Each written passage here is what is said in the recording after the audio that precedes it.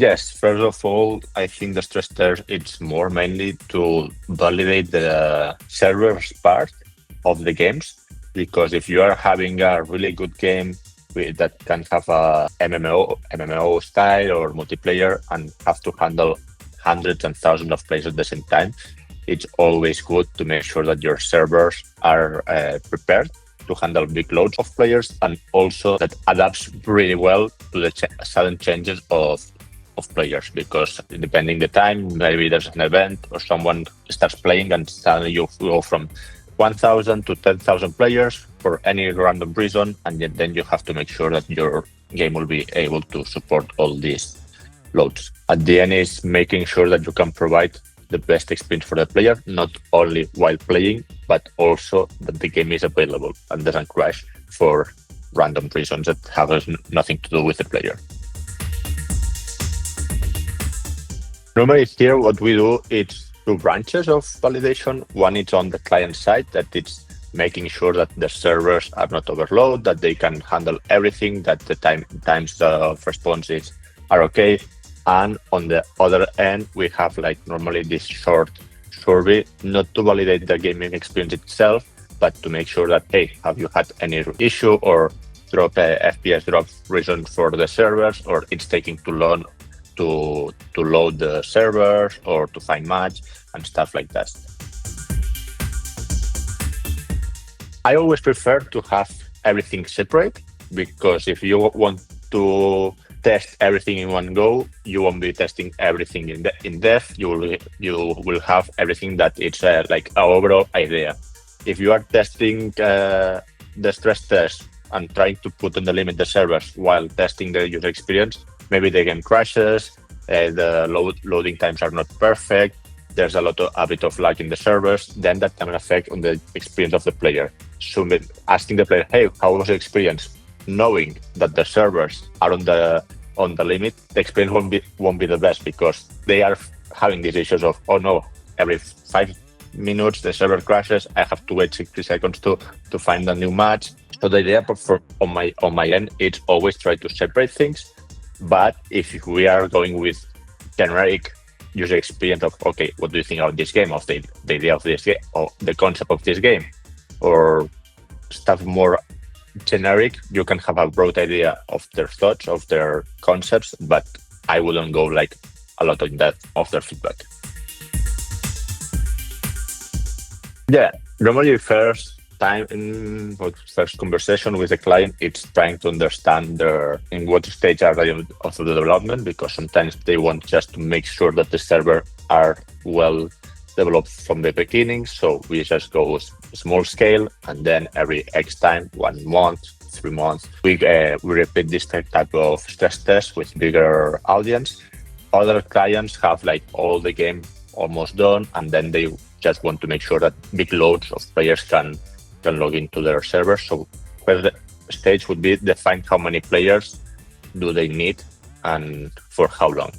Normally, let's say the average stress test is 30 to 1 hour time, just to make sure that we have big peaks. Big peaks can be 500, 1,000, 2,000 players playing at the same time for at least 5-10 minutes, and average logins of 3/4 of the final audience that we are looking for. If we go for 1,000, having like one peak of 10 minutes of 1,000 players, and average of 700 players connected at the same time during 1 hour. This is more or less what we define when we do this type of test. From that moment, once we know what we want to do, it comes the complicated part, the interesting part, depending how you want to see it. Because one of the reasons why clients come to us, it's finding the audience and managing all this part. We are used to doing this type of playtest, so we know how to handle all this part, how to quickly gather big amounts of players. Normally, for big scale tests, it takes us 2 or 3 weeks. That's the minimum. If we have all the information, if with more time, it's easier for us, obviously, to schedule everything. But we normally take 2 weeks to recruit all the players. In this time, we make sure that we can prepare all the surveys that we might need, be to validate, for example, PC specs or mobile specs, location, because if you want to test servers in North America, someone from Europe may not be valid. So we have all these criteria to make sure that we are looking for the best players possible that matches your needs. In this type of situations, if we are looking for stress only, the gaming profile is not so critical because at the end you just only want people connecting to your server for 1 hour. So if that player is not the final user for your game, it's not so critical because the experience it's not what we are going to test. It's just the technical part. And as I was saying, during these 2 weeks, we just recruit players, play the profiles, and also in parallel we prepare some communication system, normally Discord and emailing through Antidote, that we can gather all players in the same spot to make sure that we can moderate the sessions easily and we can provide information to them as fast as possible. Also, apart from the survey, we make sure that all the legal components of this part of this process are completed. For example, NDAs that players have to sign up, all the I'm an adult, or if not, if we need a younger user, we get the parents' approval. All this stuff, it's done via Antidote to make sure that the client doesn't have to handle any of all this information that it's tricky. It takes a lot of time and it's complicated to make sure that everything is validated. Then when we have the project, the players, we go to the testing day where we have a team dedicated to moderate the session during for 1 hour, 2 hours, depending. We normally are there. If the test is 1 hour, we are there at least 2 hours, 30 minutes beforehand, 30 minutes after to make sure that we can provide help during all this session. During this time, we are connected with the players via Discord, providing all the information and making sure that any problem there are, we can just support it. Also, we have our IT team in the background checking that if there's any potential break on our system can be fixed easily, and always we try to be connected with the clients. We have some clients that like to be there with us and help us with the moderation and trying to bring more support and feedback to how to handle the certain errors. And other clients trust us and say, hey, I know you can do it. We have worked with them many times. I believe in you. Just let me know once it's done. So more or less, this is the execution of the process. After this, we have this optional reporting where we can just prepare some charts of how the recruitment went, and make it more easy to read all the specs of the players, who had issue, who hadn't, how many players we had at the end, and all this situation and information. And more or less, this is approximate how we handle the execution of a project. When we are looking for this type of playtest, there's some words that I normally use because I hear from a client, and I normally use that word. Some people don't like it, but at the end, we look for warm bodies, people that can connect and be there, and I can provide the technical parts specs that we are looking for. As I was saying, we don't need that you like football to validate the rematch stress test, because maybe we are only looking for 1,000 players connecting and trying to log in, start match, look for a group, and play one match and disconnect. If you don't like the game, that's okay for us, because what you're providing here, it's a technical aspect of the experience, not your personal experience of the game. So if at the end you don't like this game, it's okay, because we only need you to make sure that you can play. If you have the specs that we are looking for and you are located and where we need you, then you will be okay to participate. And sometimes, for example, clients look for high-end devices when it's the first round of testing to make sure that, okay, let's make sure that the PCs are not a problem. And if there's any problem, it's more located on the server side. Once they have this first round validated, then they can just downgrade the specs they are looking for. Because if, for example, if I'm trying to test rematch on the first round, when the servers are not still refined or they are more efficient, and you try to log in with a toaster to see it some way, they are a really bad PC with an i3 with integrated graphical card and stuff like that, maybe it crashes, but it's not on the server side, it's on the power of the PC. So first round, we normally try to go with higher specs to make sure, as I said, that the server side it's a problem, and once the server side is validated, then we can just see what's the limit on the specs that can affect on the performance of the game and stuff like that. The most important one is the game crashing. Yes or no? Or are the servers crashing? Yes or no? I think that's the most important, especially the server side.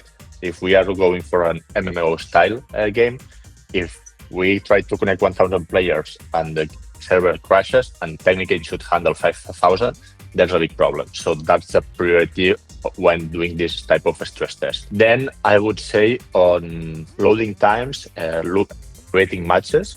We have lots of games like Fortnite, stuff like that, that handles, I think, 100 players at a time. So making sure that each instance is created easily and there are no problems of taking too long to create an instance or if there are errors creating instance. I'm talking more on the server side in these cases, that it's something that clients end have to validate that everything is working properly on their end. Servers, instances of creating rooms or matches, and also when creating groups, auto-matching systems. More on our side that we can validate with players' information or feedback is how long is it taking for you to load? Are you having issues with like input, stuff like that can affect the direct experience of the player. Normally, if it's the experience of the player, it's fluent.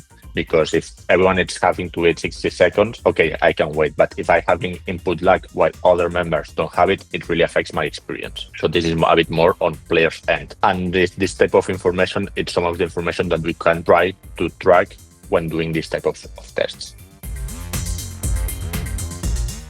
We did multiple stress tests. The game was almost completed.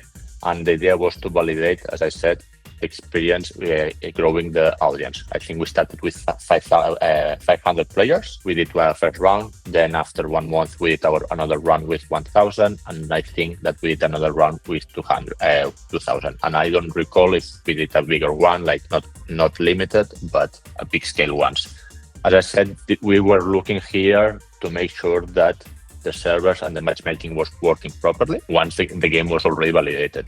And we use also this test to just polish some aspects of the user experience, but not critical aspects because the game was almost completed. And also, for example, starting on the other way, I recall one stress test that we did last year or 2 years ago. The client wanted to do a parallel development of the game and the servers, and we had test only for servers. We just had the Unity template game, Unity or Epic, or Unreal. I don't remember what system they were using, but they just used the template and they were just annexing that to their server.